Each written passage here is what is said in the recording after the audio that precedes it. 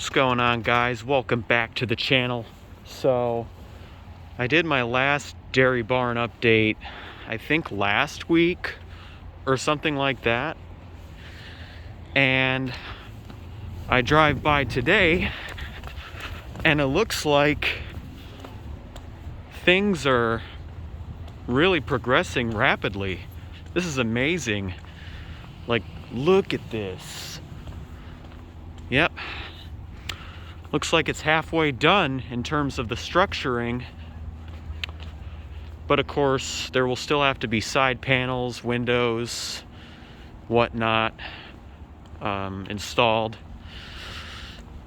But yeah, as you can see, the fence on this side has been torn back, but I'm not gonna step in just because it's private property.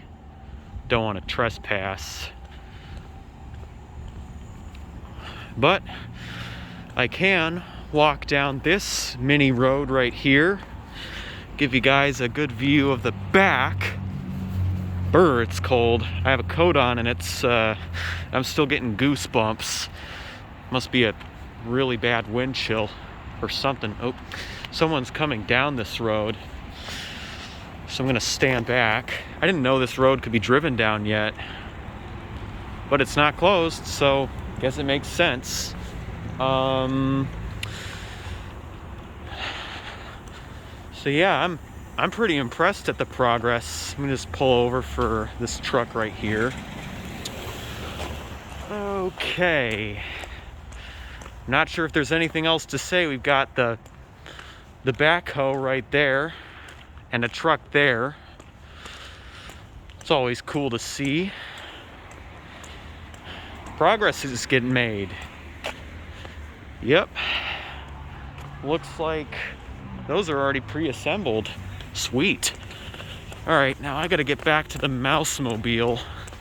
I parked in the church lot. Every parking spot on this road is taken, but the problem is there's a sign that says church parking only, so I gotta run back.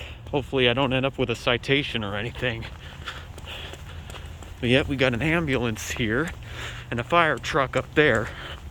See, I thought everyone was here to check out the progress on Dairy Barn, since it's going to pretty much make Oswego history, because as you guys know from my video last year, Dairy Hut was torn down just slightly over a year after it was sold. But yeah, here's the Mousemobile, so that effectively ends this video, and peace out.